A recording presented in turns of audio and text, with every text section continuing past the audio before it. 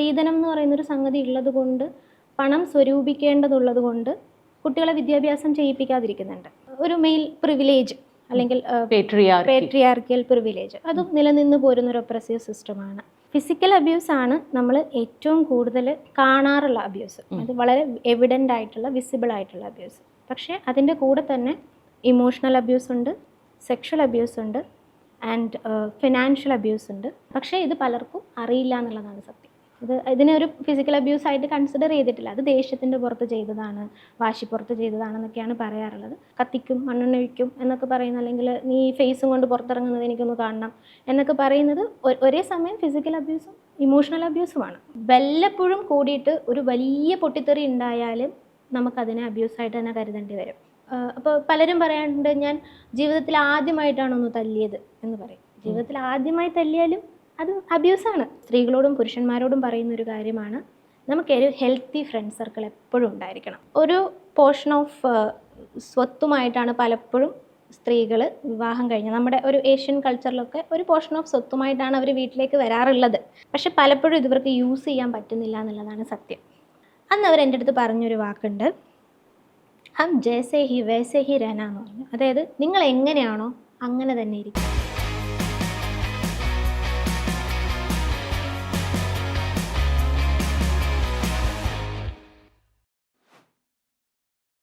Hello and welcome everybody to the show. ഇന്ന് നമ്മൾ mental health സീരീസിൻ്റെ ഭാഗമായിട്ട് കൈകാര്യം ചെയ്യാൻ പോകുന്ന topic is marital abuse or domestic abuse. എനിക്ക് വളരെയധികം DMs കിട്ടിയ ഒരു ടോപ്പിക്കാണ്, റിക്വസ്റ്റ് വന്നൊരു ടോപ്പിക്കാണ്. And to speak about this subject I have an expert with me, Aafiya. She is a clinical psychologist with Iqra international hospital, Calicut. Aafiya, welcome to the show. Thank you. Aafiya, ഈ നമ്മൾ abuse എന്ന് പറയുന്ന വാക്ക്, അതിപ്പോൾ ചൈൽഡ് അബ്യൂസ് ആവാം, സെക്ഷൽ അബ്യൂസ്, അത് ഏത് കോണ്ടെക്സ്റ്റിന് നമ്മൾ നോക്കിയാലും ഈ അബ്യൂസ് എന്ന് പറയുന്ന വാക്ക് ഭയങ്കര സ്ട്രോങ് ആയിട്ടുള്ള ഒരു വേർഡാണ്. ഹേറ്റ് എന്ന് പറയുന്ന പോലെ തന്നെ ഭയങ്കര സ്ട്രോങ് ആയിട്ടുള്ളൊരു വേർഡാണ്. അപ്പോൾ അതിൻ്റെ എക്സാക്റ്റ്, അതിൻ്റെ ഒരു അത് ബ്രേക്ക് ഡൗൺ ചെയ്യണമെങ്കിൽ അതിൻ്റെ മീനിങ് എന്താണ് നമ്മുടെ സാധാരണ വാക്കുകളിൽ? നമ്മൾ വളരെ സിമ്പിളായി പറയുകയാണെങ്കിൽ, അബ്യൂസ് എന്ന് പറഞ്ഞു കഴിഞ്ഞാൽ നിലവിലുള്ള ഒരു ഒപ്രസിങ് സിസ്റ്റം, അത് എന്തുമാകാം. അത് മതമാകാം, കൾച്ചറാവാം, ലാംഗ്വേജ് ആവാം. അങ്ങനെയുള്ള നിലവിലുള്ള ഒരു ഒപ്രസിങ് സിസ്റ്റം ഉപയോഗിച്ചുകൊണ്ട് നമ്മുടെ പങ്കാളിയുടെ മേൽ അധികാരവും നിയന്ത്രണവും ഏർപ്പെടുത്തുന്ന, പവർ ആൻഡ് കൺട്രോൾ ഏർപ്പെടുത്തുന്ന എന്തിനേയും നമ്മൾ അബ്യൂസ് എന്ന് വിളിക്കാം. അപ്പോൾ ബേസിക്കലി ഒരു പവർ ഡൈനാമിക്സിൻ്റെ ഒരു ഇനീക്വാളിറ്റി ഉണ്ടായിരിക്കണം അതിൽ. തീർച്ചയായിട്ടും പവർ ഡൈനാമിക്സ് ആണ് മെയിനായിട്ടും അബ്യൂസ് എന്നുള്ളത് കൊണ്ട്, അബ്യൂസിൻ്റെ അകത്ത് സംഭവിക്കുന്ന ഒരു മെയിനായിട്ടുള്ള സംഗതി. നിലവിലുള്ള ഒപ്രസീവ് സിസ്റ്റം എന്ന് പറഞ്ഞല്ലോ, അപ്പോൾ ഈ ഒപ്രസീവ് സിസ്റ്റം എന്ന് പറയുന്നത് ഒന്നൊരു എക്സാമ്പിൾ എന്ന നിലയ്ക്ക് ഒന്ന് എക്സ്പ്ലെയിൻ ചെയ്യാൻ പറ്റുമോ? അതായത് ഇപ്പം നമ്മൾ സിമ്പിളായി പറയുകയാണെങ്കിൽ, നമ്മുടെ നിലനിന്ന് വരുന്ന സ്ത്രീധനം എന്ന് പറയുന്ന സംവിധാനം, അതൊരു നമ്മുടെ കൾച്ചറലായിട്ട് കാലങ്ങളായി പോയിക്കൊണ്ടിരിക്കുന്ന ഒരു സംവിധാനമാണ്. അതൊരു ഒപ്രസിങ് സിസ്റ്റമാണ്. സ്ത്രീധനം എന്ന് പറയുന്നൊരു സംഗതി ഉള്ളത് കൊണ്ട്, പണം സ്വരൂപിക്കേണ്ടതുള്ളത് കൊണ്ട് കുട്ടികളെ വിദ്യാഭ്യാസം ചെയ്യിപ്പിക്കാതിരിക്കുന്നുണ്ട്. അപ്പോൾ ഒരു സ്ത്രീക്ക് അല്ലെങ്കിൽ ഒരു പെൺകുട്ടിക്ക് ന്യായമായും ഉണ്ടാകേണ്ട ഒരു അവകാശം ആ നിലവിലുള്ള സിസ്റ്റം കൊണ്ട് ഇല്ലാതാവുകയാണ്. അവിടെ ചൈൽഡ് അബ്യൂസ് നടക്കുകയാണ്. അതേപോലെ തന്നെ ഇപ്പോൾ മതപരമായിട്ടുള്ള പല നിയമ സംഹിതകളും, മതചിട്ടകളിൽ ഇങ്ങനെ പാടുള്ളൂ എന്നുള്ള തരത്തിലുള്ള നമ്മൾ ഫോളോ ചെയ്തു വരുന്ന ചെറിയ ചെറിയ ട്രഡീഷൻ സാധനങ്ങളുണ്ടല്ലോ, അങ്ങനെ എന്ത് വേണമെങ്കിലും ആവാം. പിന്നെ ഒരു മെയിൽ പ്രിവിലേജ് അല്ലെങ്കിൽ പേട്രിയാർക്കിയൽ പ്രിവിലേജ് അതും നിലനിന്ന് പോരുന്നൊരു ഒപ്രസീവ് സിസ്റ്റമാണ്. അതായത് ഇപ്പോൾ ജോലി ചെയ്യുന്ന കാര്യത്തിൽ, കുട്ടികളെ വളർത്തുന്ന കാര്യത്തിൽ, ഫിനാൻസ് കൈകാര്യം ചെയ്യുന്ന കാര്യത്തിലൊക്കെ നിലനിൽക്കുന്ന ചില ഡിസ്ക്രിമിനേഷൻ, അത് നിലവിലുള്ള ഒരു ഒപ്രസീവായിട്ടുള്ള ഒരു സിസ്റ്റം ഉണ്ട്, നമ്മുടെ നാട്ടിൽ നിലനിൽക്കുന്നുണ്ട്. അപ്പോൾ അത് ഉപയോഗിച്ചുകൊണ്ട്, അല്ലെങ്കിൽ ആ നിലനിൽക്കുന്ന സംവിധാനങ്ങൾ ഉപയോഗിച്ചുകൊണ്ട് ഇവരെന്ത് ചെയ്യും, ഓക്കെ ഇതിങ്ങനെ പാടുള്ളൂ, ഇങ്ങനെ ചെയ്യാൻ പാടുള്ളൂ എന്നുള്ള രീതിയിൽ ആക്ട് ചെയ്യുന്നുണ്ട്. അപ്പോൾ അതാണ് ഇവിടെ അത് ഉപയോഗിച്ചുകൊണ്ട് ഇവരെന്ത് ചെയ്യുന്നുണ്ട്, പവറും കൺട്രോളും ഈ പങ്കാളിയുടെ മേലെ അടിച്ചേൽപ്പിക്കുന്നുണ്ട്. അവിടെ ഒരു മിസ്ട്രീറ്റ്മെൻറ്റ് നടക്കുന്നുണ്ട്. തീർച്ചയായിട്ടും ഒരു ഇൽ ട്രീറ്റ്മെൻറ്റ് നടക്കുന്നുണ്ട്. അതാണ് basically when it filters down to it is the ill treatment of an other person using the existing oppressive system. അതെന്ത് വേണമെങ്കിലും ആകാം.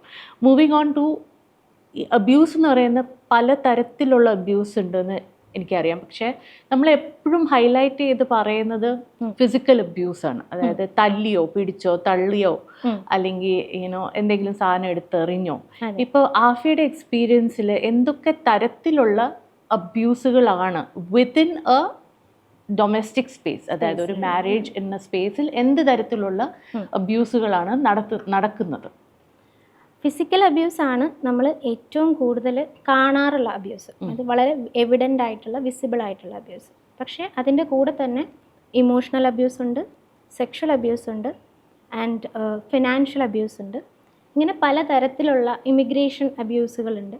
ഇങ്ങനെ പലതരത്തിലുള്ള അബ്യൂസുകൾ ഡൊമസ്റ്റിക് എൻവയോൺമെൻറ്റിൽ നടക്കാറുണ്ട്.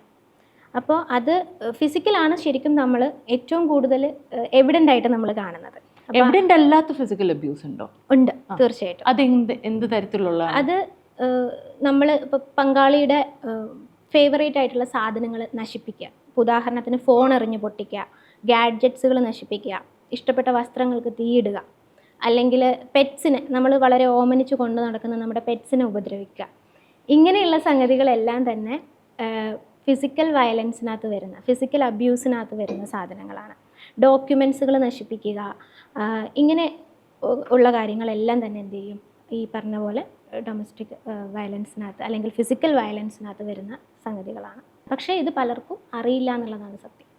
ഇതിനെ ഒരു ഫിസിക്കൽ അബ്യൂസ് ആയിട്ട് കൺസിഡർ ചെയ്തിട്ടില്ല. അത് ദേഷ്യത്തിൻ്റെ പുറത്ത് ചെയ്തതാണ്, വാശിപ്പുറത്ത് ചെയ്തതാണെന്നൊക്കെയാണ് പറയാറുള്ളത്. പക്ഷേ അത് ഫിസിക്കൽ അബ്യൂസാണ്. അപ്പോൾ എവിഡൻ്റ് ആയിട്ടുള്ള ഫിസിക്കൽ അബ്യൂസ് എന്താണ്? അടിക്കുക അല്ലാതെ? എവിഡൻ്റ് ആയിട്ടുള്ളത് നമ്മൾ മെയിനായിട്ടും ഈ അടിക്കുക, ചവിട്ടുക, കുത്തുക, പിന്നെ ഒബ്വിയസ്ലി നമ്മൾ ഷാർപ്പായിട്ടുള്ള വസ്തുക്കൾ ഉപയോഗിച്ച് ത്രട്ടൺ ചെയ്യുകയോ വസ്തുക്കൾ ഉപയോഗിക്കുകയോ. അപ്പോൾ അതിൽ ഇപ്പോൾ ചാർജർ കൊണ്ട് നമ്മൾ അടിച്ചാൽ പോലും അത് ഫിസിക്കൽ വയലൻസ് ആണ്. അതായത് മുറിയുന്ന രീതിയിൽ അല്ലെങ്കിൽ വേദനിക്കുന്ന രീതിയിൽ നമ്മൾ പറയും തമാശയ്ക്ക് അടിച്ചതാണെന്നൊക്കെ പറയും. പക്ഷേ ചാർജറൊക്കെ വെച്ചിട്ട് അടിക്കുന്ന ഇൻസിഡൻസ് ഒക്കെ ഞാൻ കേട്ടിട്ടുണ്ട്. അപ്പോൾ അത് ഫിസിക്കൽ അബ്യൂസിനകത്ത് പെടും. അപ്പോൾ ത്രെറ്റ്സ് വരുമോ ഫിസിക്കൽ അബ്യൂസിൽ? ത്രെറ്റ് ചെയ്യും, ഒബ്വിയസ്ലി. ഞാൻ അങ്ങനെ ചെയ്യും, ഞാൻ ഇങ്ങനെ ചെയ്യും, നിന്നെ ജീവിക്കാൻ സമ്മതിക്കില്ല, കത്തിക്കും, മണ്ണെണ്ണ ഒഴിക്കും എന്നൊക്കെ പറയുന്ന, അല്ലെങ്കിൽ നീ ഫേസും കൊണ്ട് പുറത്തിറങ്ങുന്നത് എനിക്കൊന്ന് കാണണം എന്നൊക്കെ പറയുന്നത് ഒരേ സമയം ഫിസിക്കൽ അബ്യൂസും ഇമോഷണൽ അബ്യൂസുമാണ്. ത്രെറ്റ് ചെയ്യുകയാണല്ലോ നമ്മൾ ഒരാളെ. That brings us to emotional abuse. Emotional abuse ആണ് ഒരു പക്ഷേ ആൾക്കാർക്ക് ഏറ്റവും അധികം മനസ്സിലാകാത്ത ഒരു സ്പേസ്. ഈ ഇമോഷണൽ അബ്യൂസ് എന്ന് പറയുന്നത് എന്താണ്? ആൻഡ് ആഫിയുടെ എക്സ്പീരിയൻസിൽ എന്തൊക്കെ തരത്തിലുള്ള അബ്യൂസുകളാണ് ഇമോഷണൽ സ്പേസിൽ കണ്ടിട്ടുള്ളത്? ഇമോഷണൽ അബ്യൂസ് നമ്മുടെ ഫാമിലിയുടെ ഉള്ളിൽ ഏറ്റവും അണ്ടർ റേറ്റ് ചെയ്യപ്പെട്ടിട്ടുള്ള ഒരു സംഗതിയാണ്. വളരെ നോർമലൈസ് ചെയ്ത് ഇങ്ങനെ ഒരു സംഭവം, എന്താ പറയുക, ഇതിനൊക്കെ ഒരു അബ്യൂസ് എന്നൊക്കെ പറയാവോ, ഇതൊക്കെ ഭയങ്കര നോർമലായിട്ടുള്ള കാര്യങ്ങളല്ലേ എന്ന് പറയുന്നത്, ഇതൊക്കെ പ്രശ്നമാക്കാൻ നിന്ന് അതിനല്ലേ സമയം ഉണ്ടാവുള്ളൂ എന്ന് പറയുന്നൊരു സംഗതിയാണ്. പക്ഷേ ഇമോഷണൽ അബ്യൂസിനകത്ത് വരുന്ന സംഗതികൾ, ഇപ്പോൾ ഉദാഹരണത്തിന് നമ്മുടെ ഫാമിലിയിലൊക്കെ എപ്പോഴും കാണുന്നൊരു സാധനമാണ് കളിയാക്കുന്നത്. അത് അവരുടെ ഒരു പിന്നെ എന്തെങ്കിലും തരത്തിലുള്ള കുറവുകളെ വെച്ചിട്ട്, അത് വിദ്യാഭ്യാസമാകാം, ബോഡി ഷെയ്മിങ് ആവാം, അല്ലെങ്കിൽ നമ്മുടെ തൊഴിലാവാം, അങ്ങനെയുള്ള കാര്യങ്ങളെ വെച്ചിട്ട് ഞാൻ വളരെ ഇൻ്റലക്ച്വൽ ആണ് എന്ന് അവകാശപ്പെടുന്ന, വളരെ പുരോഗമനമായിട്ട് സംസാരിക്കുന്ന ആളുകൾ പോലും അവരുടെ പങ്കാളികളുടെ കോഴ്സിനെ അല്ലെങ്കിൽ അവർ ചെയ്യുന്ന ജോലിനെ, പഠിച്ച കോഴ്സിനെയൊക്കെ ഭീകരമായിട്ട് കളിയാക്കുന്നത്, നത്തിങ് യൂസ്ലെസ് ആണെന്നൊക്കെ ഞാൻ കേട്ടിട്ടുണ്ട്.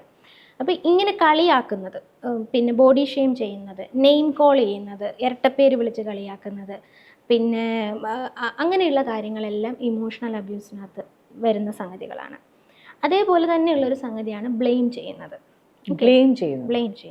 അതായത് ഒരു കാര്യമില്ലാതെ തൊട്ടതിനും പിടിച്ചതിനും എല്ലാം കുറ്റപ്പെടുത്തുക. അപ്പോൾ ഈ കുറ്റപ്പെടുത്തൽ എന്ന് പറയുമ്പോൾ 10 കാര്യങ്ങളിൽ 9 കാര്യങ്ങൾ നല്ലതാണ്, ഒരെണ്ണം റോങ് ആയിപ്പോയാൽ ആ കാര്യത്തെ മാത്രം ഭയങ്കരമായിട്ട് എക്സാജറേറ്റ് ചെയ്ത് പറയുക. അല്ലെങ്കിൽ ഈ കുറ്റപ്പെടുത്തൽ എന്ന് വെച്ച് കഴിഞ്ഞാൽ അവനവന് ചെയ്യാൻ പറ്റുന്ന കാര്യങ്ങൾ ചെയ്യാമായിരുന്നിട്ട് കൂടിയും അത് നീ എന്തുകൊണ്ട് ഓർമ്മിപ്പിച്ചില്ല, അല്ലെങ്കിൽ നീ കാരണമാണ് അങ്ങനെ സംഭവിച്ചത്, അങ്ങനെയുള്ള സംഗതികൾ.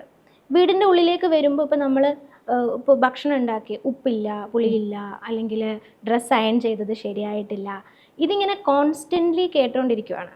ഓക്കെ, അപ്പോൾ ഇറ്റ്സ് ലൈക്ക് ഒരു എന്താ പറയുക, നമ്മൾ ഈ വെള്ളത്തിൻ്റെ തുള്ളി ഫ്രീക്വൻ്റ് ആയിട്ട് നമ്മുടെ മുഖത്തേക്ക് വീണ് കഴിഞ്ഞാൽ പറയുമ്പോൾ അതൊരു വെള്ളത്തിൻ്റെ തുള്ളിയാണ്. പക്ഷെ അത് പ്രത്യേകിച്ച് ഒരു ഉപദ്രവവും ഇല്ലയെന്ന് നമുക്ക് തോന്നുന്നൊരു സാധനമാണ്. പക്ഷെ അത് ഫ്രീക്വൻ്റ് ആയിട്ട് നമ്മുടെ മുഖത്തേക്ക് വീണ് കഴിഞ്ഞാൽ ഒരു പോയിന്റ് കഴിയുമ്പോൾ നമുക്ക് ശ്വാസം മുട്ടാൻ തുടങ്ങും. അല്ലേ? ഒരു ഡ്രൗണിങ് ഫീലിംഗ് നമുക്ക് കിട്ടാൻ തുടങ്ങും. സെയിം സംഗതിയാണ് ഈ ബ്ലെയിമിങ്ങും കളിയാക്കലും ഒരു വ്യക്തിയിൽ ചെയ്യുന്നത്.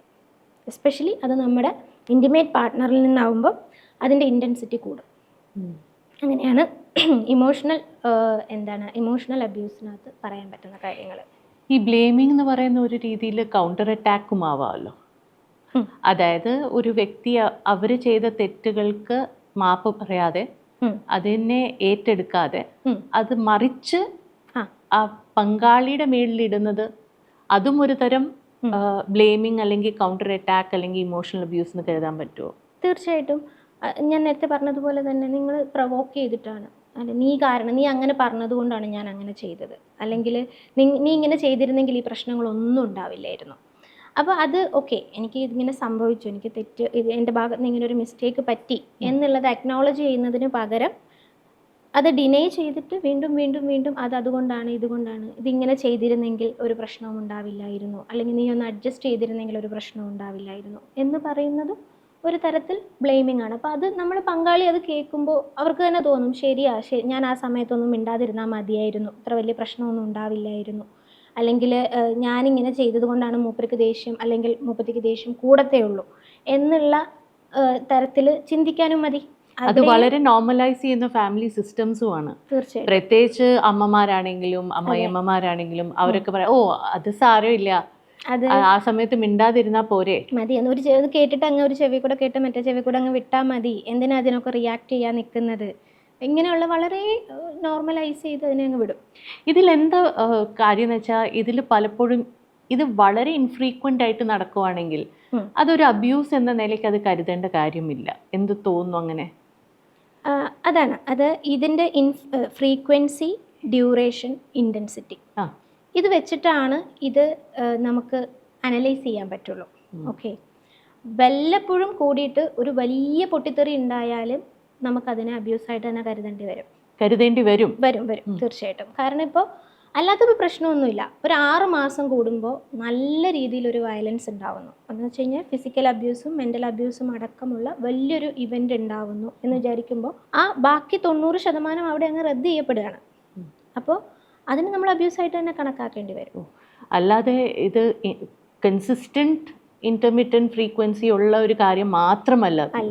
അപ്പോൾ അതിൻ്റെ മാഗ്നിറ്റ്യൂഡ്, അതിൻ്റെ ഫ്രീക്വൻസി ആൻഡ് ഇൻറ്റൻസിറ്റി ഇത് വെച്ചിട്ടാണ് നമ്മൾ ഇത് എത്രമാത്രം. അപ്പോൾ പലരും പറയാറുണ്ട്, ഞാൻ ജീവിതത്തിൽ ആദ്യമായിട്ടാണൊന്ന് തല്ലിയത് എന്ന് പറയും. ജീവിതത്തിൽ ആദ്യമായി തല്ലിയാലും അത് അബ്യൂസാണ്. ഓക്കെ, അപ്പോൾ അതെൻ്റെ കയ്യിൽ നിന്ന് പോയതാണ് എന്ന് പറഞ്ഞാലും നിങ്ങൾ നിങ്ങളുടെ ബോസിനെ തല്ലുന്നില്ലല്ലോ, ഇല്ലേ? നിങ്ങൾ നിങ്ങളുടെ പിന്നെ വേറെയുള്ള അല്ലെങ്കിൽ അമ്മാവനെയോ ഏട്ടനെയോ തല്ലുന്നില്ലല്ലോ. എന്തുകൊണ്ട് പാർട്ട്ണറിനെ തല്ലി? കാരണം അവിടെ പവറിൻ്റെ ഡൈനാമിക്സ് വരുന്നുണ്ട്. Okay, why this happen? അപ്പോൾ അവിടെ എന്തായാലും ഡൈനാമിക്സ് സംഭവിക്കുന്നുണ്ട്. പിന്നെ വേറൊരെണ്ണം പലപ്പോഴും ഞാൻ സ്ത്രീകൾ പറഞ്ഞു കേട്ടിട്ടുള്ളതെന്ന് വെച്ച് കഴിഞ്ഞാൽ, എൻ്റെ ഫോൺ ട്രാക്ക് ചെയ്യുന്നു, എൻ്റെ കാറ് ട്രാക്ക് ചെയ്യുന്നു. ഇതൊക്കെ വളരെ എന്താ പറയുക, മിനിമലൈസ് ചെയ്ത് വിടുന്ന കാര്യമാണ്. ട്രാക്ക് ചെയ്തെന്ന് വെച്ചിട്ട് എന്താണ് പ്രശ്നം? നീ തെറ്റൊന്നും ചെയ്യുന്നില്ലല്ലോ, അപ്പോൾ പിന്നെ അദ്ദേഹം ട്രാക്ക് ചെയ്തെന്ന് വെച്ചിട്ട് എന്താണ് കുഴപ്പം എന്നുള്ളൊരു ചോദ്യം വരാറുണ്ട്. ഈ ട്രാക്കിംഗ് ഡിവൈസസ്, അതിപ്പോൾ ഫോണാണെങ്കിലും കാറാണെങ്കിലും, അതിലെവിടെയാണ് ഇമോഷണൽ അബ്യൂസ്? അത് ഒരു വ്യക്തിയുടെ സ്വാതന്ത്ര്യത്തിനെ ഇല്ലാണ്ടാക്കുകയാണ് ശരിക്കും പറഞ്ഞു കഴിഞ്ഞാൽ. അവിടെ സംഭവിക്കുന്നതെന്ന് വെച്ച് കഴിഞ്ഞാൽ ഒരു വ്യക്തി നമ്മളെ കോൺസ്റ്റൻ്റ്ലി, എന്നെ ഒരാളിങ്ങനെ നോക്കിക്കൊണ്ടിരിക്കുക, ഞാൻ എന്ത് ചെയ്യുന്നു, എവിടെ പോകുന്നു, ആരെ കാണുന്നു, എന്ത് ഭക്ഷണം കഴിക്കുന്നു എന്നൊക്കെ ഇങ്ങനെ ഒരാൾ കോൺസ്റ്റൻ്റ്ലി ഇങ്ങനെ നോക്കിക്കൊണ്ടിരിക്കുമ്പോൾ എനിക്കൊരു തരം ഒരു ശ്വാസം മുട്ടൽ അനുഭവപ്പെടില്ലേ? അതൊരു തരത്തിലുള്ളൊരു ത്രെട്ടാണ് ശരിക്കും പറഞ്ഞു കഴിഞ്ഞാൽ. നമുക്ക് ഫീൽ ചെയ്യാണ് ഇങ്ങനെ വാച്ച് ചെയ്യുന്നുണ്ട്. അപ്പോൾ നമുക്കൊരു സ്വാതന്ത്ര്യം ഉണ്ടാവില്ല അവിടെ. അതാണ്, നമ്മൾ ഒരു തെറ്റും ചെയ്തില്ലെങ്കിൽ കൂടിയും നമ്മളെ ചങ്ങലക്കിടുന്ന പോലത്തെ ഒരു ഫീലിംഗ് ആണത്. അത് വളരെ അൺഹെൽത്തി ആയിട്ടുള്ളൊരു പ്രാക്ടീസാണ്. നമ്മൾ നമ്മുടെ പാർട്ട്ണറിൻ്റെ പാസ്വേഡുകൾ ചോദിച്ചു മേടിക്കുക. പിന്നെ ഞാൻ പലപ്പോഴും കേട്ടിട്ടുണ്ട്, എൻ്റെ ഹസ്ബൻഡിൻ്റെ വൈഫിൻ്റെ ഒക്കെ ഈ വാട്സപ്പിൻ്റെ വെബ് കണക്ട് ചെയ്തിട്ട് മറ്റേ ആളുടെ വാട്സപ്പ് ഇതിൽ കിട്ടും. ഇതിൽ വേറൊരു വലിയ ത്രെട്ടും കൂടിയുണ്ട്. എന്ന് വെച്ച് കഴിഞ്ഞാൽ ഇപ്പോൾ പലപ്പോഴും ഈ ഇപ്പോൾ സ്ത്രീകളോ പുരുഷന്മാരോ അവരുടെ സുഹൃത്തുക്കളുമായി പലപ്പോഴും പല പേഴ്സണൽ കാര്യങ്ങളും ഡിസ്കസ് ചെയ്യുന്നുണ്ടാവും. ഇപ്പം ഞാനൊരു സൈക്കോളജിസ്റ്റാണ്, എൻ്റെ പല ക്ലയൻസുകളും എനിക്ക് മെസ്സേജ് അയക്കുന്നുണ്ടാവും, അവരുടെ പല സീക്രട്ടായിട്ടുള്ള കാര്യങ്ങളും എന്നോട് പറയുന്നുണ്ടാവും. ഇത് എൻ്റെ പാർട്ട്ണർ എൻ്റെ ഫോൺ എടുത്ത് നോക്കിക്കഴിഞ്ഞാൽ സ്വാഭാവികമായിട്ടും അറിയില്ലേ? അപ്പോൾ വേറൊരാളുടെ കോൺഫിഡൻഷ്യാലിറ്റി കൂടി വയലേറ്റ് ചെയ്യപ്പെടുകയല്ലേ? അതെ. പലപ്പോഴും ഞാൻ അങ്ങനത്തെ ക്ലയൻസിനെ കണ്ടിട്ടുണ്ട്. അതായത് ഇപ്പം ഫീമെയിൽ ഫ്രണ്ട്സ് തമ്മിൽ പലപ്പോഴും ചിലപ്പോൾ കുറച്ച് റിവീലിംഗ് ആയിട്ടുള്ള ഫോട്ടോസൊക്കെ അയച്ചു കൊടുക്കുമ്പോൾ അത് ഈ വ്യക്തിയുടെ പാർട്ട്ണർ അവരുടെ കൺസെൻ്റ് ഇല്ലാതെ കാണുകയാണ്. അത് വളരെ ഒരു ത്രെട്ട് തന്നെയാണ്. അപ്പോൾ പരമാവധി നമ്മൾ നമ്മുടെ പാസ്വേഡുകൾ ഷെയർ ചെയ്യണം എന്നുള്ളത് ഒരു അൺഹെൽത്തി പ്രാക്ടീസാണ്. ഒരിക്കലും അവനവൻ്റെ ഡിവൈസ് നമ്മൾ നമ്മുടെ പാർട്ട്ണറുമായിട്ട് നോക്കാനായിട്ട് അങ്ങനെ ഷെയർ ചെയ്യാൻ പാടില്ല എന്ന് തന്നെയാണ് എൻ്റെ അഭിപ്രായം. അതുപോലെ ഒരു കാര്യം കൂടി ഉള്ളത് ഐസൊലേഷനാണ്. അതായത് ഒരു വ്യക്തിയെ അവരുടെ ഫാമിലിയിൽ നിന്നും അവരുടെ സുഹൃത്ത് വലയങ്ങളിൽ നിന്നും സെപ്പറേറ്റ് ചെയ്യുക, അത് എത്രത്തോളം വലിയൊരു ഇമോഷണൽ അബ്യൂസാണ്? അത് റിലേഷൻഷിപ്പിൻ്റെ ലേറ്റർ സ്റ്റേജിൽ മാത്രം പങ്കാളി മനസ്സിലാക്കുന്നൊരു സാധനമാണ്. സ്റ്റാർട്ടിങ്ങിൽ ഈ ഒരു ഹണിമൂൺ ഫേസ് ഉണ്ടാവുമല്ലോ, വളരെ ഹാപ്പി ആയിട്ടുള്ള ലവ് ബോംബിംഗ് ഒക്കെ ഉള്ള ഒരു ഫേസിൽ ഇവർ കൊടുക്കുന്ന ചില മെസ്സേജുകളാണ് നമ്മൾ രണ്ടുപേരും മാത്രം മതി, നമുക്കൊരു വീടെടുത്ത് മാറാം, നമ്മൾ രണ്ടുപേരും മാത്രം മതി, നിനക്ക് ഞാനും എനിക്ക് നീയും, ആ ഒരു ലൈനിലേക്ക് കാര്യങ്ങൾ പോകും. ഒരു സ്റ്റെപ്പ് കഴിഞ്ഞ് കഴിയുമ്പോൾ പലപ്പോഴും ഇങ്ങനെ ഫ്രണ്ട്സിനെ വിളിക്കുമ്പം പ്രശ്നം ഉണ്ടാക്കുക, അല്ലെങ്കിൽ മെയിൽ ഫ്രണ്ട്സോ അല്ലെങ്കിൽ ഫീമെയിൽ ഫ്രണ്ട്സോ ആയിട്ട് മെസ്സേജ് അയക്കുമ്പോൾ പ്രശ്നം ഉണ്ടാക്കുക, സ്വന്തം ഫാമിലി മെമ്പേഴ്സിനെ തന്നെ ഇപ്പോൾ വിളിക്കുകയോ അവരുടെ കൂടെ പോവുകയോ ഒക്കെ ഉണ്ടാകുന്ന സമയത്തൊക്കെ പ്രശ്നം ഉണ്ടാക്കും. അപ്പം ചിലപ്പോൾ ഇത് പറഞ്ഞിട്ടായിരിക്കില്ല പ്രശ്നം ഉണ്ടാക്കുന്നത്, വേറെ എന്തെങ്കിലുമൊക്കെ പറഞ്ഞിട്ട് പ്രശ്നം ഉണ്ടാക്കുമ്പോൾ പതുക്കെ ഈ വ്യക്തി എന്ത് ചെയ്യും, ഇതിൽ നിന്നൊക്കെ ഇവർ കട്ട് ചെയ്ത് ഇയാളിലേക്ക് മാത്രമായിട്ട് ചുരുങ്ങും. അങ്ങനെ ചെയ്യുമ്പോൾ എന്താ സംഭവിക്കുന്നതെന്ന് വെച്ച് കഴിഞ്ഞാൽ ആ വ്യക്തിക്ക് ഉണ്ടാവേണ്ട ഒരു സോഷ്യലൈസേഷൻ അല്ലെങ്കിൽ ആ ഒരു സോഷ്യൽ സപ്പോർട്ട് സിസ്റ്റം അത് ഗ്രാജുവലി ഇല്ലാതാവുകയാണ്. നാളെ ഈ വ്യക്തിക്ക് എന്തെങ്കിലും ഒരു പ്രശ്നം ഉണ്ടായി കഴിഞ്ഞു കഴിഞ്ഞാൽ ഇവർക്ക് ചെന്ന് കയറാൻ ഒരിടം ഇല്ലാണ്ടായിപ്പോവും. നമ്മുടെ പ്രശ്നങ്ങൾ നമുക്ക് ചെന്ന് പറയാനോ നമ്മളെ ആശ്വസിപ്പിക്കാനോ ആരും ഇല്ലാത്തൊരവസ്ഥ ഉണ്ടാവും. അപ്പോൾ നമുക്കെപ്പോഴും ഞാൻ സ്ത്രീകളോടും പുരുഷന്മാരോടും പറയുന്നൊരു കാര്യമാണ്, നമുക്കൊരു ഹെൽത്തി ഫ്രണ്ട് സർക്കിൾ എപ്പോഴും ഉണ്ടായിരിക്കണം. ഒരുപാട് പേരൊന്നും വേണ്ട, ഒരു 4-5 പേരുണ്ടാവണം. എനിക്ക് വളരെ സ്ട്രോങ് ആയിട്ടുള്ളൊരു ഫീമെയിൽ ഫ്രണ്ട് സർക്കിൾ ഉണ്ട്. അപ്പം ഞാൻ എല്ലാ കാര്യങ്ങളും ഞാൻ അവരുമായിട്ട് ഷെയർ ചെയ്യാറുണ്ട്.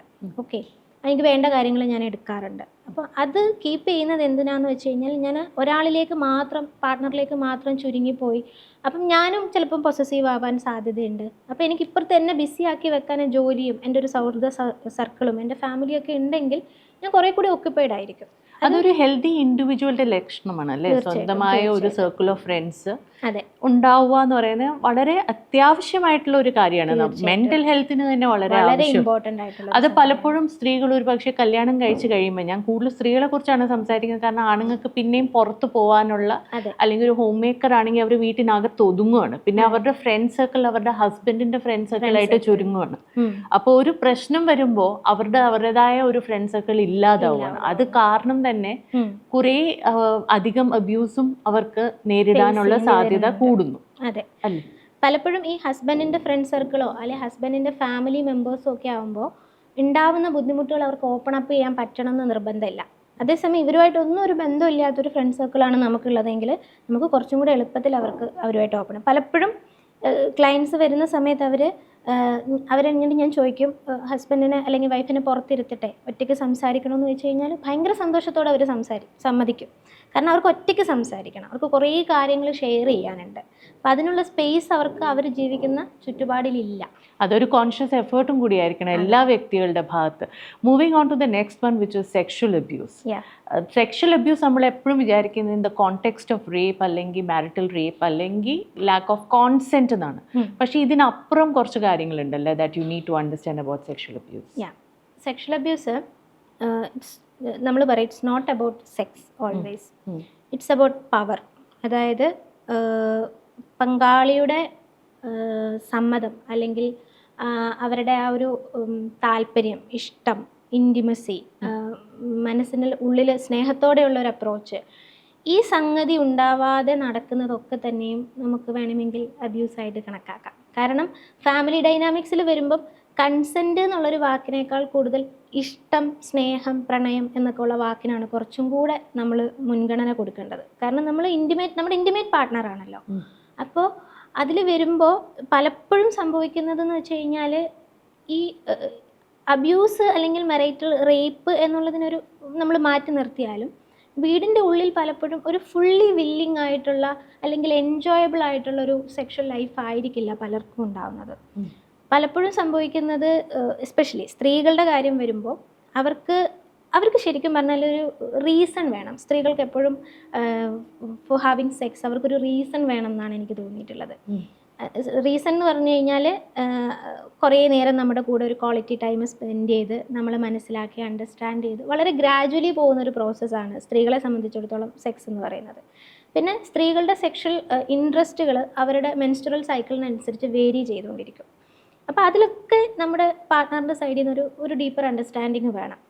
പലപ്പോഴും വീട്ടിനുള്ളിൽ സംഭവിക്കുന്നത് ഇതെങ്ങനെയെങ്കിലും ഒന്ന് കഴിഞ്ഞു പോട്ടെ, ഓക്കെ, പ്രശ്നങ്ങൾ ഉണ്ടാവാതിരിക്കാൻ വേണ്ടിയിട്ടും, അല്ലെങ്കിൽ ഓക്കെ എന്തായാലും ഇനിയിപ്പോൾ അത് കൊടുത്തില്ല എന്ന് വെച്ചിട്ട് വേറൊരു പ്രശ്നം ഉണ്ടാവണ്ടെന്ന് വിചാരിച്ചിട്ടും ഒക്കെ ഒരു അഡ്ജസ്റ്റ്മെൻറ്റിൽ അങ്ങനെ പോകുന്നതാണ്. മിക്കവാറും അതിൽ എൻജോയ്മെൻറ്റ് കമ്പാരിറ്റീവ്ലി വളരെ കുറവായിരിക്കും. ഒരു ചടങ്ങ് തീർക്കൽ പോലെ പോകുന്നതാണ് പലപ്പോഴും ഉണ്ടാകുന്നത്. അതാണ് ഫാമിലിൻ്റെ ഉള്ളിൽ പലപ്പോഴും മരൈറ്റൽ സെക്ഷൽ റിലേഷൻഷിപ്പിനകത്ത് സംഭവിക്കാറുള്ളത്. ഇതിനകത്ത് മെയിൻ കാര്യം പറഞ്ഞത് ഇൻറ്റിമേറ്റ് പാർട്ട്ണറാണ്, ഇൻറ്റിമസി എന്നുള്ളൊരു കാര്യമുണ്ട്. ഈ ഇൻറ്റിമസി ബിൽഡപ്പ് ചെയ്താലേ അവിടെ ഒരു ഒരു ഒരു മ്യൂച്വലി ഫുൾഫില്ലിംഗ് ആയിട്ടുള്ള ഒരു റിലേഷൻഷിപ്പ്, ഒരു ഫിസിക്കൽ റിലേഷൻഷിപ്പ് എക്സിസ്റ്റ് ചെയ്യുള്ളൂ. ഇൻറ്റിമസി ബിൽഡ് ചെയ്യുന്നത് എന്തൊക്കെ കാര്യങ്ങളിലൂടെയാണ് ജനറലി സ്പീക്കിംഗ്? ഞാൻ എപ്പോഴും എനിക്ക് തോന്നിയിട്ടുള്ളത് ക്വാളിറ്റി ടൈമാണ്. Proper communication and quality time. നമ്മുടെ വീട്ടകങ്ങളിൽ തീരെ ഇല്ലാത്തൊരു സാധനമാണ് ക്വാളിറ്റി ടൈം എന്ന് പറയുന്നത്, പങ്കാളികൾക്കിടയിലുള്ള. അത് ഇനീഷ്യലി ഉള്ള ഒരു ഹണിമൂൺ ഫേസ് കഴിഞ്ഞാൽ പിന്നീട് അങ്ങ് ഇല്ലാണ്ടായി പോവുകയാണ് പലപ്പോഴും സംഭവിക്കുക. രണ്ടുപേരും വർക്കിംഗ് ആണെങ്കിൽ രണ്ടുപേരും ജോലിക്ക് പോകുന്നു, വൈകുന്നേരം വരുന്നു. ഭാര്യ ആണെങ്കിൽ മിക്കവാറും അവർ അടുക്കളയിൽ ജോലിക്ക് പോകുന്നു, കുട്ടികളെ പഠിപ്പിക്കുന്നു, രാത്രി ഉറങ്ങാൻ വേണ്ടിയിട്ട് വരും. പുരുഷന്മാർ മിക്കവാറും സംഭവിക്കുന്നത് അവർ പുറത്തൊക്കെ പോയി സുഹൃത്തുക്കളുമായിട്ടൊക്കെ കുറച്ച് സമയം സ്പെൻഡ് ചെയ്ത് പിന്നെ വന്നു കഴിഞ്ഞാൽ കുറേ നേരം ഫോണിൽ നോക്കിയിരുന്നു, അങ്ങനെയാണ്. പലപ്പോഴും ആക്റ്റീവ് ലിസണിങ് തന്നെ ഉണ്ടാവാറില്ല. കുറച്ചൊരു സമയം നമ്മുടെ കൂടെ ഇരുന്ന് നമ്മുടെ കൂടെ കുറച്ച് നേരം സംസാരിക്കുക, വിശേഷങ്ങൾ പറയുക, ഓഫീസിൽ നടന്ന കാര്യങ്ങൾ പറയുക, റോഡിൽ കണ്ട കാഴ്ചകൾ പറയുക, കുട്ടികളെ പറ്റി പറയുക, പഴയ കാര്യങ്ങൾ പറയുക. ആ ഒരു കമ്മ്യൂണിക്കേഷനാണ് പലപ്പോഴും സ്ത്രീകൾക്ക് വേണ്ടത് എന്ന് എനിക്ക് തോന്നിയിട്ടുണ്ട്. പുരുഷന്മാർക്കാണെങ്കിലും ആ ഒരു മ്യൂച്വൽ കമ്മ്യൂണിക്കേഷനാണ് വേണ്ടത്. പിന്നെ ആക്റ്റീവ് ലിസണിങ്. ഒരിക്കലൊരു ഇൻ്റർവ്യൂവിൽ ഷാരൂഖ് ഖാൻ പറയുന്നുണ്ട്, അതായത് സ്ത്രീകളെ എങ്ങനെയാണ് റെസ്പെക്റ്റ് ചെയ്യേണ്ടതെന്ന് ചോദിക്കുമ്പം ആൾ പറയുന്നത് അവർ പറയുന്നത് കേട്ടുകൊണ്ടിരിക്കുക എന്നുള്ളതാണ്. പലപ്പോഴും സംഭവിക്കുന്നത് ഇപ്പം സ്ത്രീകൾ വന്നിട്ട് അവരുടെ ഫ്രസ്ട്രേഷൻസ് ഇങ്ങനെ പറയുമല്ലോ, അത് ചിലപ്പം അവരുടെ ഇൻലോസിനെ കുറിച്ചാവാം, അല്ലെങ്കിൽ ഫാമിലി മെമ്പേഴ്സിനെ പറ്റിയാകാം, ഓഫീസിലുള്ള ആളുകളെ പറ്റിയാവാം. അപ്പോൾ അവർ നീ അങ്ങ് വിട്ടുകളാ, അല്ലെങ്കിൽ നീ ക്ഷമിക്കുക, അല്ലെങ്കിൽ അവർ വയസ്സായ ആളുകളല്ലേ അവരോടിപ്പോൾ പറഞ്ഞിട്ട് എന്താ കാര്യം, അങ്ങനെയൊക്കെ ആയിരിക്കും റെസ്പോണ്ട് ചെയ്യുക. അത് സൊല്യൂഷൻ കൊടുക്കാൻ ശ്രമിക്കും.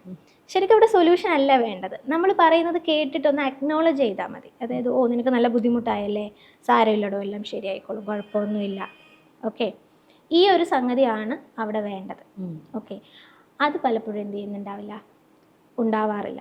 അപ്പം ഈ ഒരു ഡിസ്റ്റൻസ് ആണ് പലപ്പോഴും എന്തിൽ സംഭവിക്കുന്നത്, ഈ ഡിസ്റ്റൻസിൽ നിന്ന് പിന്നെ ആ ഒരു ഡിസാറ്റിസ്ഫാക്ഷൻ ഉണ്ടാവുകയാണ് ചെയ്യാറുള്ളത്.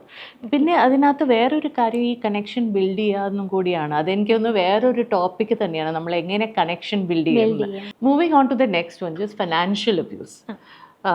ഇതൊരു വലിയൊരു ടോപ്പിക്കാണ്. കാരണം നമ്മൾ ഒരു ഡെമോഗ്രാഫിക്കിനെ എടുത്തു കഴിഞ്ഞാൽ ഫിനാൻഷ്യലി ഇൻഡിപെൻഡൻറ്റ് ആയ വ്യക്തികളും ഫിനാൻഷ്യലി ഇൻഡിപെൻഡൻ്റ് ആകാത്ത വ്യക്തികളും ഉണ്ട്. അപ്പോൾ ഇവിടെ the level of abuse might change, അല്ലെങ്കിൽ അതിൻ്റെ രീതികൾ മാറാനുള്ള സാധ്യതയുണ്ട്. How do you see the overall picture? Financial അബ്യൂസിൻ്റെ കാര്യം വരുമ്പം ഈ ഫിനാൻഷ്യലി ഇൻഡിപെൻഡൻ്റ് അല്ലാത്ത സ്ത്രീകൾക്കും ഒരു പോർഷൻ ഓഫ് സ്വത്തുമായിട്ടാണ് പലപ്പോഴും സ്ത്രീകൾ വിവാഹം കഴിഞ്ഞ്, നമ്മുടെ ഒരു ഏഷ്യൻ കൾച്ചറിലൊക്കെ ഒരു പോർഷൻ ഓഫ് സ്വത്തുമായിട്ടാണ് അവർ വീട്ടിലേക്ക് വരാറുള്ളത്. സ്ത്രീധനത്തിൻ്റെ രൂപത്തിലോ അല്ലെങ്കിൽ ബ്രൈഡ് മണിയുടെ രൂപത്തിലോ ഒക്കെ ആയിട്ടാണ് വരിക. കുറച്ച് ഗോൾഡ്, കുറച്ച് പൈസ, അല്ലെങ്കിൽ എന്തെങ്കിലും ഓഹരി പ്രോപ്പർട്ടി ഒക്കെ ആയിട്ടാണ് വരിക. പക്ഷെ പലപ്പോഴും ഇവർക്ക് യൂസ് ചെയ്യാൻ പറ്റുന്നില്ല എന്നുള്ളതാണ് സത്യം. മോസ്റ്റ്ലി സംഭവിക്കുന്നത് ഈ വിവാഹം കഴിഞ്ഞ അല്ലെങ്കിൽ പുരുഷന്മാരുടെ വീട്ടുകാർ അത് യൂസ് ചെയ്യുകയാണ് ചെയ്യുന്നത്. കാരണം ഇവരിവിടെ നിൽക്കുന്നുണ്ട്, ഇവരെ ഭാര്യയായി നമ്മൾ ഇവിടെ നിർത്തുന്നുണ്ട് എന്നുള്ളതിൻ്റെ ഒരു മണിയാണല്ലോ കിട്ടുന്നത്. അപ്പോൾ അത് പൂർണ്ണമായിട്ടും ഈ പുരുഷന്മാരുടെ വീട്ടുകാർ അല്ലെങ്കിൽ ഭർത്താവിൻ്റെ വീട്ടുകാരാണ് അത് യൂസ് ചെയ്യുക. അപ്പം അവിടെ തന്നെ ഒരു എന്താ പറയുക, ഒരു അബ്യൂസ് നടന്നു കഴിഞ്ഞു. ഇനി ഇൻഡിപെൻഡൻ്റ് ആയിട്ടുള്ള അല്ലെങ്കിൽ വർക്ക് ചെയ്യുന്ന സ്ത്രീകളുടെ കേസിൽ വരുമ്പോൾ എനിക്ക് പല സ്ത്രീകളെ അറിയാം. അവർക്ക് ATM കാർഡ് ഇല്ലാത്ത സ്ത്രീകളെ അറിയാം. ജോലി ചെയ്യുന്നുണ്ട്, മന്ത്ലി സാലറി ഉണ്ട്, ഗൂഗിൾ പേ ഇല്ല, ഫോൺ പേ ഇല്ല, ATM കാർഡ് കയ്യിലില്ല, ക്രെഡിറ്റ് കാർഡ് ഇല്ല, ജോലി ചെയ്യുന്ന സ്ത്രീകൾ. കാരണം മന്ത്ലി സാലറി വരുന്നത് ഹസ്ബൻഡിൻ്റെ അക്കൗണ്ടാണ്. അത് ആദ്യമേ അങ്ങനെ കൊടുത്താൽ മതി എന്ന് പറയും. അപ്പോൾ ഹസ്ബൻഡ് അക്കൗണ്ട് കൊടുക്കും, ATM കാർഡ് ഹസ്ബൻഡിൻ്റെ കയ്യിൽ വെക്കും. ഇവർക്ക് ആവശ്യമുള്ള പൈസ, രാവിലെ ബസ്സിന് പോകാനുള്ള പൈസ, അല്ലെങ്കിൽ തിരിച്ചു വരുമ്പോൾ ഓട്ടോയ്ക്കുള്ള പൈസ ഇത് കൊടുക്കും. നാരങ്ങ വെള്ളം, ചോറ്, അതിനൊക്കെയുള്ള പൈസ കൊടുക്കും. ബാക്കി ഇവരെ കയ്യിലുണ്ടാവും. ഇതെന്ത് ചെയ്യുന്നു, എന്താക്കുന്നു, നോ ഐഡിയ. അങ്ങനെയുള്ള സ്ത്രീകളുണ്ട്. ഗൂഗിൾ പേ ഉപയോഗിക്കാൻ പഠിപ്പിക്കുമെന്ന് ചോദിക്കുമ്പോൾ ഇത് കുറച്ചും കൂടെ ഒരു മുന്നത്തെ ജനറേഷനെ നമുക്ക് കൺസിഡർ ചെയ്യാം, എന്നാലും ഉണ്ട്. പിന്നെ അപ്പോൾ ഗൂഗിൾ പേ ഉപയോഗിക്കാൻ പഠിപ്പിക്കുമെന്നൊക്കെ ചോദിക്കുമ്പോൾ അവർ പറയും അത് നീ പഠിച്ചാൽ ശരിയാകത്തില്ല, നീ വേറെ ആർക്കെങ്കിലും തെറ്റി അയച്ചു കൊടുക്കും. അപ്പോൾ അവരെ പേടിപ്പിക്കുമ്പോൾ എന്ത് ചെയ്യും, ഇവരത് പതുക്കെ എന്നാൽ വേണ്ട, നിങ്ങൾ തന്നെ ചെയ്തോളൂ എന്നുള്ള രീതിയിൽ ചെയ്യും. ഇങ്ങനെ ഫൈനാൻഷ്യൽ അബ്യൂസ് നടക്കാറുണ്ട്. അതുമാത്രമല്ല, ഇങ്ങനെ പറയാൻ ഞാൻ കേട്ടിട്ടുണ്ട്, നിന്റെ കയ്യിൽ പൈസ ഇരുന്ന് ഞാൻ മുഴുവൻ ചിലവാക്കി കളയാം, അതുകൊണ്ട് നിന്റെ കയ്യിൽ അധികം ഇരിക്കാതിരിക്കുന്നതാണ് നല്ലത്. അതെ, അതുകൊണ്ട് അത് പറയുന്നത് ആവശ്യമില്ലാതെ ഷോപ്പ് ചെയ്യും, സാധനങ്ങൾ വാങ്ങിക്കൂട്ടും. അപ്പം സ്ത്രീകളെ സുന്ദരികളായ അല്ലെങ്കിൽ അണിഞ്ഞൊരുങ്ങി നടക്കേണ്ടത് സൊസൈറ്റിയുടെ ആവശ്യമാണ്. ഇപ്പോൾ ഈ മുടി വളർത്തേണ്ടത് സൊസൈറ്റീൻ്റെ ആവശ്യമാണ്. ഇത് വെട്ടിക്കളഞ്ഞ എൻ്റെ അമ്മ, എൻ്റെ അമ്മൂമ്മ എല്ലാവരും എന്നെ ചീത്ത പറയും. ഓക്കെ, ഞാൻ ഫുൾ ബോയ്ക്കട്ട് ചെയ്ത സമയത്ത് ഞങ്ങളുടെ നാട്ടിലെ പഞ്ചായത്ത് മെമ്പർ വരെ എൻ്റെ അടുത്ത് വന്ന് ചോദിച്ചിട്ടുണ്ട്, എന്താ മോളെ മുടി വെട്ടിയെന്ന്. അപ്പോൾ ഇതിങ്ങനെ നടക്കേണ്ടത് പലപ്പോഴും സൊസൈറ്റീൻ്റെ ആവശ്യം കൂടിയാണ്. അപ്പം അവരപ്പോൾ അണിഞ്ഞൊരുങ്ങാൻ വേണ്ടി അവർ സാരി വാങ്ങുന്നത് അല്ലെങ്കിൽ കമ്മൽ വാങ്ങുന്നത്, ശരിക്കും പറഞ്ഞു കഴിഞ്ഞാൽ പിന്നെ അങ്ങനെ നടക്കാത്ത സ്ത്രീകളെ സൊസൈറ്റി കുറ്റം പറയും. അപ്പം നമ്മളൊരു കല്യാണത്തിന് നല്ല ഭംഗിയായി പോയിട്ടില്ല എന്നുണ്ടെങ്കിൽ എന്താ നീ ഇങ്ങനെ വന്നത്, നീ മെലിഞ്ഞു പോയല്ലോ, നീ തടിച്ചു പോയല്ലോ, എന്താ മുടി ഇങ്ങനെ കിടക്കുന്നത് എന്നൊക്കെ ചോദിക്കും. അപ്പം അതങ്ങനെ ചെയ്യേണ്ടത് സൊസൈറ്റീൻ്റെ ആവശ്യമാണ്, പാർട്ട്ണറിൻ്റെ ഫാമിലീൻ്റെ ആവശ്യമാണ്.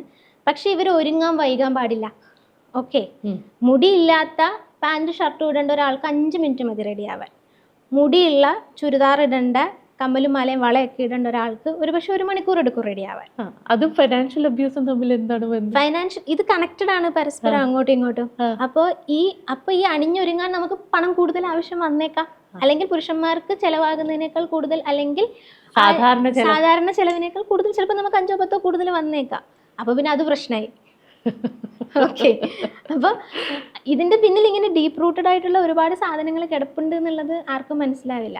പലരും കംപ്ലൈൻ്റ് ആയിട്ട് പറയും, ഇവർക്ക് ഒരുങ്ങി ഇറങ്ങാൻ 1 മണിക്കൂർ വേണം, ഇത്ര രൂപേൻ്റെ സാധനങ്ങൾ, ഇത്ര രൂപേൻ്റെ ലിപ്സ്റ്റിക്കാണ്, ഇത്ര രൂപേൻ്റെ മറ്റേ കണ്ണിലെഴുതുന്ന സംഗതികളാണ് എന്നൊക്കെ പറയും. പിന്നെ ഷോപ്പിങ്ങിന് പോയി കഴിഞ്ഞാൽ 3 മണിക്കൂറാണ് വേണ്ടതെന്ന് പറയുന്നത്. എനിക്ക് മനസ്സിലായിടത്തോളം സ്ത്രീകൾക്ക് ഈ ഷോപ്പിംഗ് ഒരു സ്ട്രെസ് റിലീഫ് കൂടിയാണ്. വീട്ടിൽ ഇരിക്കുന്ന സ്ത്രീകളെ സംബന്ധിച്ചിടത്തോളം ഇപ്പം ഞങ്ങളുടെ ഫാമിലിയിലൊക്കെ പെരുന്നാളിന് ഡ്രസ്സ് എടുക്കാൻ പോകാമെന്ന് പറയുന്ന ഒരു ആഘോഷമാണ്. വീട്ടിലുള്ള സ്ത്രീകളും കുട്ടികളും എല്ലാവരും കൂടി പോകുന്നു, ഒരു ദിവസം മുഴുവൻ പുറത്ത് സ്പെൻഡ് ചെയ്യുന്നു. കാരണം അത് ഭയങ്കര ഒരു റിലീഫാണ് അവർക്ക്. ആ റിലീഫ് ഒരു ബ്രേക്കുമാണ്. ആ റിലീഫ് പോലും എൻജോയ് ചെയ്യുന്നതിനെ കുറ്റപ്പെടുത്തും. അതാണ് സംഭവിക്കുക. അപ്പോൾ ഇങ്ങനെയുള്ള എന്താ പറയുക, ഭയങ്കര കയ്യിൽ പൈസ കൊടുക്കാത്തതിൻ്റെ കാരണങ്ങളായി പലരും പറയുന്നത് ഇങ്ങനെയാണ്, ആവശ്യമില്ലാത്ത സാധനങ്ങൾ വാങ്ങും എന്നൊക്കെ. അതുപോലെ എല്ലാത്തിനും കണക്ക് ചോദിക്കുക, എവിടെ ചെലവാക്കുന്നു, എന്ത് ചെയ്യുന്നു, ആ ഒരു സ്ട്രിക്റ്റ് കൺട്രോൾ ആൻഡ് മോണിറ്ററിങ്, അത് എത്രത്തോളം ഒരു വ്യക്തിയെ ഇമോഷണലി എഫക്റ്റ് ചെയ്യും? വളരെയധികം എഫക്റ്റ് ചെയ്യുന്നൊരു കാര്യമാണ്. അത് ചിലപ്പോൾ ഡയറക്റ്റ്ലി ചോദിക്കണം എന്ന് നിർബന്ധമില്ല. ഞാനൊക്കെ കണ്ടിട്ടുണ്ട്, എൻ്റെ അച്ഛൻ ഗൾഫിലാണ്. അപ്പം അമ്മ ഇങ്ങനെ ഡയറി എഴുതും.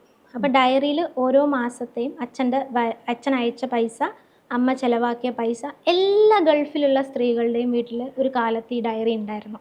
ഓക്കെ, കാരണം പറയുന്നത് ഈ അയച്ച പൈസ നാളെ എവിടെയെന്ന് ചോദിക്കരുതല്ലോ. നമ്മളായിട്ട് ഇനി എന്താ പറയുക, ചിലവാക്കി കളഞ്ഞു അല്ലെങ്കിൽ നമ്മൾ ഓവർ സ്പെൻഡ് ചെയ്തു എന്ന് തോന്നാൻ പാടില്ല. അപ്പം എല്ലാത്തിനും ട്യൂഷൻ ഫീസ് അല്ലെങ്കിൽ സ്റ്റാമ്പിൻ്റെ പൈസ 5 രൂപ വരെ എഴുതി വെക്കുമായിരുന്നു ഒരു സമയത്ത്. എനിക്ക് ഓർമ്മയുണ്ട്, അച്ഛൻ ഗൾഫിലായിരുന്ന കാലം മുഴുവൻ അമ്മ അങ്ങനെ ഡയറികൾ കീപ്പ് ചെയ്തിട്ടുണ്ടായിരുന്നു.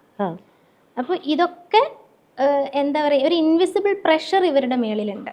അതാണ് എനിക്ക് മനസ്സിലായിട്ടുള്ളത്. അതായത് ഇതെന്ത് ചെയ്തു എന്നുള്ളൊരു ഇൻവിസിബിൾ പ്രഷർ നേരിട്ട് ചോദിച്ചില്ലെങ്കിൽ പോലും ആ സ്ത്രീ അതിന് റെസ്പോൺസിബിൾ ആണ് എന്നുള്ളൊരു പ്രഷർ അവരുടെ മേലിലുണ്ട്. ഇപ്പോൾ ആഫിയുടെ അനുഭവത്തിൽ ഇത്രയും കേസസ് പേഴ്സണലി ഓൺലൈൻ വഴിയും അല്ലാതെ ഹോസ്പിറ്റലിൽ കണ്ടിരിക്കുന്നത്, ഏറ്റവും അധികം ആഫിയെ എഫക്റ്റ് ചെയ്ത ഏതെങ്കിലും ഒരു എപ്പിസോഡ് ഉണ്ടായിട്ടുണ്ടോ? ഏതെങ്കിലും ഒരു സിനാരിയോ ഉണ്ടായിട്ടുണ്ടോ അത് ആഫിക്ക് തന്നെ താങ്ങാൻ ബുദ്ധിമുട്ട് തോന്നിയ? എൻ്റെ ജീവിതത്തിൽ എൻ്റെ മാരിറ്റൽ ലൈഫിനെ പറ്റിയിട്ടുള്ള എൻ്റെ കാഴ്ചപ്പാടിനെ മാറ്റിമറിച്ചൊരു ക്ലയൻ്റ് ഉണ്ടായിരുന്നു എനിക്ക്. അത് ഞാൻ പഠിച്ചുകൊണ്ടിരിക്കുന്നത്, ഞാൻ ട്രെയിനി ആയിരിക്കുന്ന സമയത്താണ്. ഒരു പെൺകുട്ടി, അവർക്ക് ഡയഗ്നോസ് ചെയ്തിരുന്നത് ഒരു പോസ്റ്റ്പാർട്ടം ഡിപ്രഷൻ, പ്രസവാനന്തരമുള്ള വിഷാദ പ്രശ്നങ്ങളാണ്. അവർ പിന്നെ എൻ്റെ അടുത്ത് പറഞ്ഞു, എന്താ പറയുക, കുട്ടിക്ക് ഫീഡ് ചെയ്യുന്ന കാരണം അവർക്ക് മരുന്ന് കഴിക്കാൻ പറ്റത്തില്ല, അപ്പോൾ കൗൺസിലിങ്ങിലൂടെ ഇമ്പ്രൂവ് ചെയ്യാൻ പറ്റുമോ എന്ന് നോക്കാൻ പറഞ്ഞു. അപ്പോൾ അവരുടെ ഒരു സ്റ്റോറി എന്താണെന്ന് വെച്ച് കഴിഞ്ഞാൽ, അവരൊരു അലഹബാദിലോ മറ്റോ ഉള്ള ഒരു ഹിന്ദു ഫാമിലിയിൽ ജനിച്ചു വളർന്നൊരു പെൺകുട്ടി ഒരു മുസ്ലിം യുവാവുമായിട്ട് പ്രണയത്തിലാവുന്നു. അവർ പിന്നെ വീട്ടുകാരുടെ സമ്മതമില്ലാതെ വിവാഹം കഴിക്കുന്നു. വിവാഹശേഷം ഈ പെൺകുട്ടി മതം കൺവേർട്ട് ചെയ്യുന്നു. ഹസ്ബൻഡിൻ്റെ വീട്ടുകാർ അവളെ സ്വീകരിക്കുന്നു. ആദ്യമൊക്കെ നല്ല ഹാപ്പിയാണ്. ഒരു കുട്ടി ഉണ്ടായി. രണ്ടാമത്തെ കുട്ടി ഉണ്ടായ സമയത്ത് 2 കുട്ടികളെയും കൂടി നോക്കാൻ ബുദ്ധിമുട്ടായതുകൊണ്ട് അവർ ജോബ് റിസൈൻ ചെയ്യുന്നു. അതിനുശേഷം അവർക്ക് പിന്നീട് ഈ ഹസ്ബൻഡിൻ്റെ വീട്ടിൽ നിന്നോ ഹസ്ബൻഡോ ഒക്കെ പറയുന്ന ചെറിയ ചെറിയ ക്രിറ്റിസിസം പോലും താങ്ങാൻ പറ്റാതായി. അപ്പോൾ കറിക്ക് എന്ത് പറ്റി, കറി നീണ്ടുപോയല്ലോ, അല്ലെങ്കിൽ ദാലിന് എന്താ ഒരു ടേസ്റ്റ് വ്യത്യാസം എന്നൊക്കെ ചോദിക്കുമ്പോൾ തന്നെ ഇവരങ്ങ് പൊട്ടിത്തെറിക്കാൻ തുടങ്ങും. അപ്പോൾ ഇവർ പറയുന്നത്, ഞാൻ ഇത്രയും എൻ്റെ ജീവിതത്തിൽ ഞാൻ കോംപ്രമൈസ് ചെയ്തു. ഓക്കെ, എൻ്റെ റിലീജിയൻ, എൻ്റെ വീട്ടുകാർ, എൻ്റെ വിദ്യാഭ്യാസം, എൻ്റെ ജോലി ഒക്കെ ഞാൻ കോംപ്രമൈസ് ചെയ്തിട്ട് പിന്നെ ആരെങ്കിലും എൻ്റെ അടുത്ത് വന്നിട്ട് ഇങ്ങനെ ചെറിയ കാര്യങ്ങൾക്ക് എന്നെ ക്രിട്ടിസൈസ് ചെയ്യുമ്പോൾ എനിക്കത് താങ്ങാൻ പറ്റുന്നില്ല എന്ന് പറഞ്ഞിട്ടാണ് അവർ സംസാരം. അപ്പോൾ അവർ ഭയങ്കരമായിട്ട് അവർക്ക് ദേഷ്യം വരുന്നു, അവർ കുട്ടികളെ ഉപദ്രവിക്കുന്നു എന്നൊക്കെ ഉള്ളൊരു സ്റ്റേജിൽ വന്നു. അന്ന് അവർ എൻ്റെ അടുത്ത് പറഞ്ഞൊരു വാക്കുണ്ട്, ഹം ജൈസേ ഹി വൈസേ ഹി രഹന എന്ന് പറഞ്ഞു. അതായത് നിങ്ങൾ എങ്ങനെയാണോ അങ്ങനെ തന്നെ ഇരിക്കാം. നിങ്ങളൊരാൾക്ക് വേണ്ടിയിട്ട് മാറാൻ തുടങ്ങിക്കഴിഞ്ഞാൽ നിങ്ങളിങ്ങനെ മാറിക്കൊണ്ടിരുന്നിരുന്നിരുന്നിരുന്ന് നിങ്ങളുടെ വ്യക്തിത്വം മാറിപ്പോകും, പക്ഷേ അവരുടെ ഡിമാൻഡുകൾ ഒരിക്കലും അവസാനിക്കത്തുമില്ല എന്ന് പറഞ്ഞു. ഈ സംഗതി വളരെ കല്ലിൽ കൊത്തിയിട്ട പോലെ എൻ്റെ മനസ്സിൽ കിടപ്പുണ്ടായിരുന്നു. ദെൻ മാരേജിൻ്റെ സമയത്ത് ഞാൻ ചില ബേസിക് കാര്യങ്ങൾ ഞാൻ ആദ്യമേ പറഞ്ഞിട്ടുണ്ടായിരുന്നു. എനിക്ക് കരിയറിൻ്റെ കാര്യം, അല്ലെങ്കിൽ എൻ്റെ ചില മോറൽ അല്ലെങ്കിൽ ചില കൺസേണുകൾ, അപ്പോൾ ഞാൻ ആദ്യമേ തന്നെ പറഞ്ഞു എൻ്റെ ബേസിക് കാര്യങ്ങൾ. എനിക്ക് കറക്റ്റ് സമയത്ത് ഭക്ഷണം കഴിക്കണം, എനിക്ക് കറക്റ്റ് സമയത്ത് ഉറങ്ങണം, എനിക്കതൊക്കെ ഭയങ്കര നിർബന്ധമാണ്. എനിക്കിങ്ങനെ വീട്ടിലെല്ലാവരും വന്ന് കഴിക്കുക അങ്ങനെയൊന്നും എനിക്ക് പറ്റില്ല. കുഞ്ഞു കുഞ്ഞു കാര്യങ്ങളാണ്. അതുപോലെ തന്നെ എപ്പോഴും എൻ്റെ മദറിൽ എന്നെ കളിയാക്കും. ഞാൻ ഫുഡ് ഉണ്ടാക്കി കഴിഞ്ഞാൽ ഞാൻ തന്നെ ആയിരിക്കും മിക്കവാറും ഫുഡ് ഉണ്ടാക്കിയാൽ ഏറ്റവും നല്ലത് ഞാൻ കഴിക്കും. ഞാനല്ലേ ഉണ്ടാക്കുന്നത്, ഞാനല്ലേ കഴിക്കേണ്ടത് എന്നുള്ള രീതിയിലാണ് ഞാൻ എടുക്കുക. അപ്പോൾ പക്ഷെ എൻ്റെ മദറിലേക്കൊന്നും അത് പറ്റൂല. നല്ലതൊക്കെ അവരെന്ത് ചെയ്യും, അവർക്ക് കൊടുക്കും, ഹസ്ബൻഡിനോ അല്ലെങ്കിൽ ഫാദറിനിലേക്കോ ഒക്കെ കൊടുത്തിട്ട് ആ പൊട്ടിയത്, പൊളിഞ്ഞത്, മുറിഞ്ഞതൊക്കെ ഉമ്മ കഴിക്കും. ഞാൻ സമ്മതിക്കില്ല. ഞാൻ പറയും, നമ്മൾ ഈക്വലായി ഡിവൈഡ് ചെയ്യും, നല്ലത് നമ്മൾ കഴിക്കും, കുറച്ച് പ്രശ്നങ്ങളെല്ലാം നമ്മൾ അവർക്ക് കൊടുക്കും, നമ്മളല്ലേ ഉണ്ടാക്കുന്നത്, നമ്മൾ നല്ല ഭക്ഷണം കഴിച്ച് ശീലിക്കണം എന്ന് പറയും. അതാണ് എൻ്റെ പോളിസി. എന്തായാലും ഇനി നമുക്ക് അടുത്ത ഒരു പാർട്ടിലേക്ക് കടക്കണം. That would be about understanding ഇതിൻ്റെ ഈ സൈക്കിൾ ഓഫ് അബ്യൂസ് ഉണ്ടല്ലോ, അതെങ്ങനെയാണ് നടക്കുന്നത് എന്നുള്ളതൊന്നും മനസ്സിലാക്കാൻ ശ്രമിക്കാം. So will see you in part 2. ഇത് കൂടുതലും നമ്മൾ കാണുന്നത് ഈ ചിലതരം പേഴ്സണാലിറ്റി ഡിസോർഡറുകളുള്ള ആളുകളുമായിട്ടുള്ള റിലേഷൻഷിപ്പിലാണ് ശരിക്കും പറഞ്ഞു കഴിഞ്ഞാൽ ഈ ഒരു ട്രോമ ബോണ്ട് ഫോം ചെയ്യുന്നത്. നമുക്ക് ആദ്യം കിട്ടിക്കൊണ്ടിരുന്ന ആ ഒരു അഫിലിയേഷനും സ്നേഹവും ഒക്കെ കിട്ടാൻ വേണ്ടിയിട്ട് ഈ വ്യക്തി ഭയങ്കര ഡെസ്പറേറ്റ് ആയിട്ട് ശ്രമിക്കും. അപ്പം ഇവരിങ്ങനെ കറക്റ്റ് ചെയ്തുകൊണ്ടിരിക്കും. ഇയാൾ ക്രിട്ടിസൈസ് ചെയ്യുന്ന കാര്യങ്ങളെല്ലാം ഈ കുട്ടി എന്ത് ചെയ്യും, കറക്റ്റ് ചെയ്യും. ഇത് ശരിയാക്കാം, ഇത് ശരിയാക്കുന്നു. നമ്മൾ വിഷമിക്കുവാണെങ്കിൽ നീ ഓവർ റിയാക്ട് ചെയ്യുവാണ് എന്ന് പറയുന്നു. അല്ലെങ്കിൽ നമ്മൾ ചെയ്തു കൊടുക്കുന്ന കാര്യങ്ങളെ ഒരു റെസ്പെക്റ്റ് ഇല്ലാതെ കൺസിഡർ ചെയ്യാതെ വിട്ട് കളയുന്നു. ഇപ്പം ഇവരെവിടെയും വീട്ടിലിരുന്ന് പെയിൻറ്റ് ചെയ്യുകയാണെന്ന് വിചാരിച്ചു. അപ്പോൾ ആരെങ്കിലും വന്നിട്ട് ഈ പെയിൻറ്റിങ് നന്നായിട്ടുണ്ടല്ലോ എന്ന് പറഞ്ഞു കഴിഞ്ഞാൽ ഉടനെ പറയും, അത് അവൾ മറ്റേ ഇതിൽ നോക്കി വരയ്ക്കുന്നതാണ്, അതിപ്പോൾ വലിയ കാര്യമൊന്നുമില്ല, അങ്ങനെ പറയും. അതല്ലേ ഒഥല്ലോ സിൻഡ്രോം എന്ന് പറയും. ഒഥല്ലോൻ്റെ ബേസിസിലാണല്ലോ വരുന്നത്. അപ്പോൾ പറയും നിനക്ക് സംശയരോഗമാണ് എന്ന് അതങ്ങോട്ട് സ്ഥാപിക്കും. അപ്പോൾ പിന്നെ നമ്മൾ ഇനിയിപ്പോൾ എൻ്റെ സംശയമാണോ, ഞാൻ ഓവർ തിങ്ക് ചെയ്യുന്നതാണോ, ഞാൻ എക്സാജറേറ്റ് ചെയ്യുന്നതാണോ എന്ന് നമ്മൾ സ്വയം ചിന്തിക്കാൻ തുടങ്ങും. പലരും വന്നിട്ട് പറയുന്നതാണ് ലോജിക്കലി ആലോചിക്കുമ്പോൾ അവർക്ക് ഇതൊക്കെ മനസ്സിലാവുന്നുണ്ട്, പക്ഷേ ഇമോഷണലി അവർക്ക് ഇതിൽ നിന്ന് പുറത്തിറങ്ങാൻ പറ്റുന്നില്ല, മാഡം എങ്ങനെയെങ്കിലും ഒന്ന് ഹെൽപ്പ് ചെയ്യണമെന്ന് പറഞ്ഞു വരും. ഇവിടെ നമ്മുടെ മുൻപത്തെ ജനറേഷൻ, നമ്മുടെ പാരൻസിൻ്റെ ഗ്രാൻഡ് പാരൻസിൻ്റെ ഒക്കെ ജനറേഷൻ്റെ നീഡല്ല നമുക്കിപ്പോൾ ഉള്ളത്. ആ നീഡുകൾക്ക് വ്യത്യാസമുണ്ട്. പക്ഷേ ഇത് നമ്മുടെ മുൻപത്തെ ജനറേഷനെ നമുക്ക് പറഞ്ഞ് മനസ്സിലാക്കാൻ പറ്റുന്നില്ല. നമുക്ക് വേണ്ടത്, നമ്മളുടെ ജനറേഷന് വേണ്ടത് പിന്നെ ഇമോഷണൽ അറ്റാച്ച്മെൻറ്റ്, നല്ല ഇൻട്രസ്റ്റിംഗ് ആയിട്ടുള്ള ജോലി, ക്രിയേറ്റിവിറ്റി, യാത്രകൾ ചെയ്യുക, ഇങ്ങനത്തെ സാധനങ്ങളായിരിക്കും. നമ്മൾ അനുഭവിക്കുന്ന അബ്യൂസിൻ്റെ ഇൻറ്റൻസിറ്റി അനുസരിച്ചിട്ടുള്ള സ്റ്റെപ്സാണ് എടുക്കേണ്ടത്. ഇപ്പോൾ നമ്മൾ ഫിസിക്കലി ത്രെട്ട് ഫീൽ ചെയ്യുന്നുണ്ട്, അല്ലെങ്കിൽ നമ്മൾ അപായപ്പെട്ടേക്കാം, അല്ലെങ്കിൽ നമുക്ക് അതിലും വലിയ സിവിയർ ഇഷ്യൂസുകൾ ഉണ്ടായേക്കാം എന്നുണ്ടെങ്കിൽ ആദ്യം ഉറപ്പുവരുത്തേണ്ടത് സേഫ്റ്റിയാണ്.